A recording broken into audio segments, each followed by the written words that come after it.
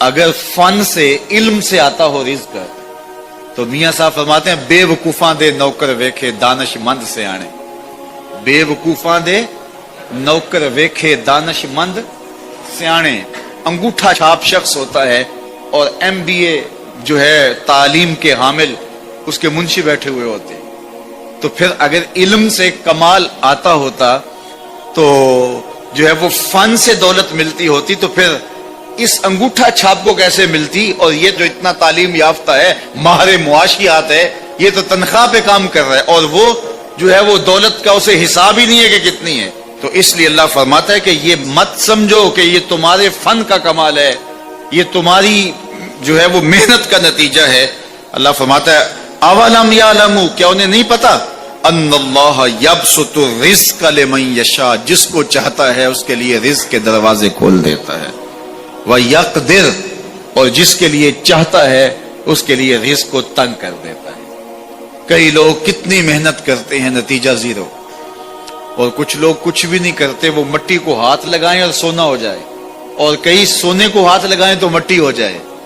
تو پھر کوئی طاقت کار فرما ہے نا جو مٹی کو سونا بنا دیتی ہے اور سونے کو مٹی بنا دیتی ہے. اللہ فرماتا ہے اس کو پہچانو, وہ کون ہے, وہ تمہارا رب ہے. مومن کا توکل اور مومن کا بھروسہ اللہ کی ذات پہ ہونا چاہیے. جب ہم اللہ کی ذات پہ اپنا مکمل بھروسہ جسے توکل کہتے ہیں قائم کر لیں گے تو میرے اور آپ کے آقا و مولا نے ارشاد فرمایا کہ اگر تم اللہ پر توکل کا جو حق ہے وہ ادا کر دو تو وہ تمہیں ایسے رزق عطا کرے جیسے پرندوں کو عطا کرتا ہے. جب گھر سے نکلتے ہیں تو اس وقت وہ خالی پیٹ ہوتے ہیں, اور جب واپس آتے ہیں تو کبھی بھی کوئی جانور بھوکا واپس نہیں آیا, اور سب سے اچھا کھاتے بھی یہ. ہمارے علاقے میں تو زیادہ باغات نہیں ہیں, امرود کے باغات ہمارے علاقے میں پائے جاتے ہیں. تو امرود کے باغ میں جو اگر کوئی دیہات کا شخص ہو یا جس کا امرودوں کا باغ ہو یا امرودوں کے باغ میں اس کا آنا جانا رہا ہو, اس سے پوچھئے کہ سب سے اچھا پھل امرود کے پیڑ پہ اچھا دانہ کون سا ہوتا ہے. کوئی آپ کو کہے کہ یار امرود توڑ کے لاؤ, میٹھا ہو اور جو ہے وہ پکا ہوا ہو اور ذائقے دار ہو تو وہ جاؤ توڑ کے لاؤ. تو کوئی مجھے اگر کہے تو میں جب امرود توڑ کے لاؤں گا تو کبھی پھیکا نہیں ہوگا, میں امرود توڑ کے لاؤں گا تو کبھی بد ذائقہ نہیں ہوگا. آپ مجھے پوچھیں کہ آپ کے پاس کیا فن ہے. میرے پاس فن یہ ہے کہ میں نے امرودوں کے باغوں میں جو ہے وہ بچپن گزارا ہے اور مجھے پتا ہے کہ اچھا اور پکا پھل کون سا ہوتا ہے. لیکن میں آپ کو نشانی بتا دیتا ہوں, اب نئی نسل انہوں نے نہیں دیکھا. آپ باغ میں جائیں اور شاخوں سے لٹکے ہوئے امرود دیکھیں, جس امرود کو طوطے نے کھا کے چھوڑا ہو اس کو آپ توڑ لیں,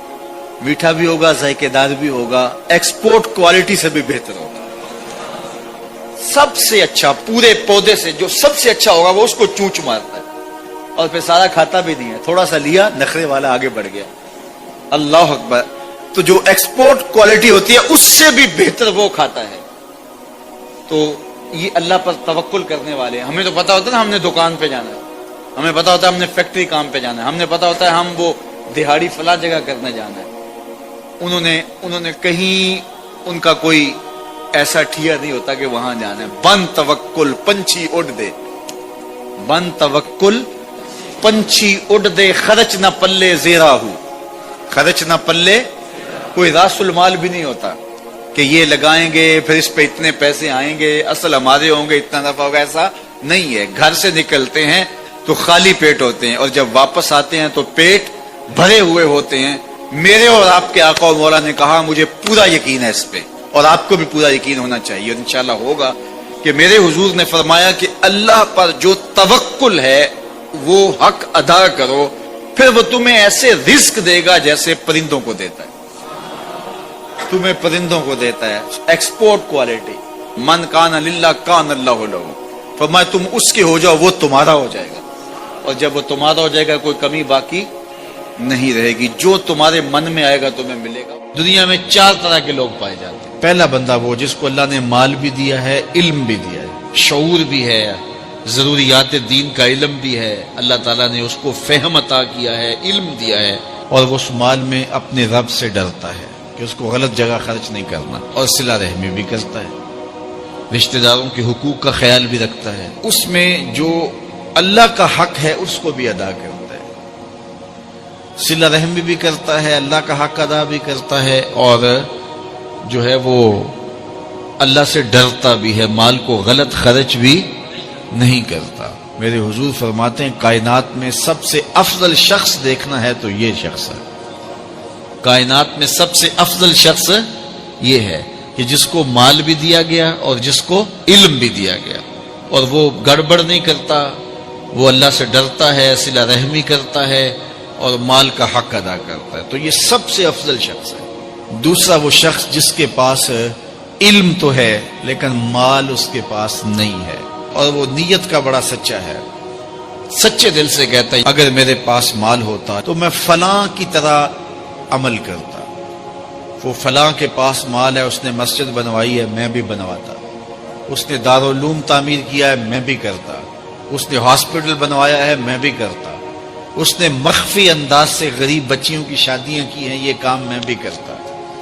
اس نے دکھیوں کے کام آیا ہے، مصیبت زدوں کے کام آیا ہے، میں بھی آتا۔ تو وہ کہتا ہے کاش کہ میرے پاس، اور یہ سچے دل سے کہہ رہا ہے، یہ نہیں کہ ہوتا تو پھر یہ اوپر اس پہ کہہ رہا ہے ہو تو پھر تیور ہی بدل جاتے ہیں۔ صادق کو نیت ہوتا ہے کہ اگر واقعی اس کو وہ نصیب ہو جائے تو وہ وہی کھڑا نظر آئے، تو حضور فرماتے ہیں وہ ہو بھی سچی نیت والا، سچی نیت والا، اور وہ کہتا ہے اللہ مجھے اگر مال دے میں فلاں کی طرح عمل کروں گا۔ میرے رسول فرماتے ہیں قیامت کے دن جب نامہ یا مال تولا جائے گا دونوں کے عمل برابر ہوں گے، اس نے خرچ کیا اور اس نے صرف نیت کی تو دونوں برابر کھڑے ہوں گے۔ اس نے مسجد بنائی، دارالعلوم بنائی، اس نے بنایا کچھ نہیں تھا، نیت کی تھا، دیکھو نا علم تھا، علم کی وجہ سے نمبر لے گیا، کہتا مالک میرے پاس ہوتا میں یوں کرتا، کیا کچھ نہیں، نہ ہوا نہ کیا، لیکن قیامت کے دن جب نامہ مال تونے کے برابر کھڑے ہوں گے۔ اچھا، تیسرا شخص جس کو اللہ نے مال دیا ہے لیکن علم نہیں دیا،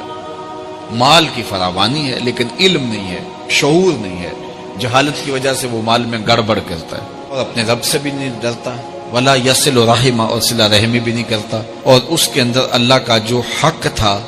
وہ بھی ادا نہیں کرتا۔ میرے رسول فرماتے ہیں کائنات میں سب سے زیادہ خبیث بندہ دیکھنا ہے تو یہ کھڑا ہے، سب سے زیادہ منزل کے اعتبار سے خبیث ترین شخص یہ۔ مصر کے اندر حضرت موسیٰ علیہ السلام نے ایک قبطی کو تھپڑ مار دیا تھا، قرآن مجید کے دامن میں یہ واقعہ موجود ہے، تو آپ کی جلالت اور آپ کے زور کی تاب نہ لاتے ہوئے وہ وہیں ڈھیر ہو گیا، اس کی موت واقع ہو گئی۔ تو مصر کے حالات کشیدہ ہو گئے اور حضرت موسیٰ علیہ السلام کو مصر چھوڑنا پڑا، تو وہ شہر مدین کی جانب جا رہے تھے کہ راستے کے اندر ایک کنواں تھا، وہاں کچھ لوگ اپنے جانوروں کو پانی پلا رہے تھے، تو حضرت موسیٰ نے دیکھا کہ 2 پردہ دار خواتین ہیں، وہ اپنے جانوروں کو ایک سمت لیے کھڑی ہیں، سمجھ گئے کہ مردوں کے ہجوم میں آنا نہیں چاہ رہی، ان کا حیا مانے ہے، تو آگے بڑھے اور ان کے جانور ہانکے اور ان کو سیراب کیا اور پھر ان کی جانب ہانک دیے۔ وہ واپس گئیں اور اپنے والد بزرگوار سے کہا کہ ایک سالے نوجوان جس کی آنکھوں میں شرم و حیا تھا، اس نے ہمارے ساتھ یہ مہربانی کی، تو ان کے والد گرامی نے کہا کہ جاؤ اس کو بلا کے لاؤ۔ قرآن مجید میں اس کا ذکر کیا گیا، فجاءتہ احداہما تمشی علی استحیاء، ان میں سے ایک خاتون